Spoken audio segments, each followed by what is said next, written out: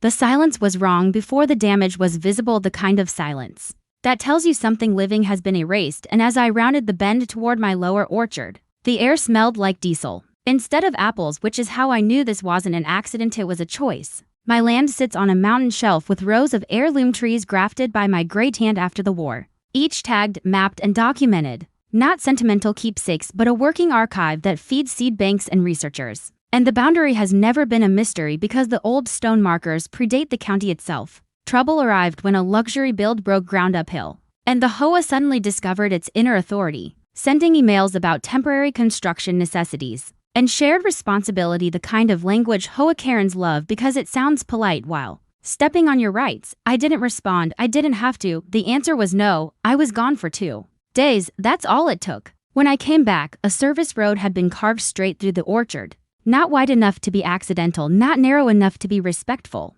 with tire ruts pressed into roots that had held that slope for decades, and at the end of it sat a gleaming concrete form for a pool shell, staged like my trees were disposable furniture. The site supervisor told me the HOA approved emergency access for heavy equipment and suggested I be reasonable, then offered a landscaping credit as if this were a scratched fence panel, not the loss of a living system. I didn't argue. I documented. I brought in a soil scientist, a pomologist, and a civil engineer who understood hillside hydrology, and together they built a report so detailed it read like an autopsy. Here's what the HOA didn't expect. Mature orchard loss isn't priced by saplings, it's priced by time, genetics, yield, and erosion risk. And when the demand letter landed, it wasn't just about trees, it was about slope failure, downstream liability, and the fact that their emergency road violated their own covenants. They laughed until construction froze under a court-ordered stop, and the pool form sat curing into useless concrete. Mediation followed, tense and quiet, and the HOA president tried the community angle again, but the numbers spoke louder. Restoration meant crane-planted mature replacements, soil rebuilding in layers, root zone aeration,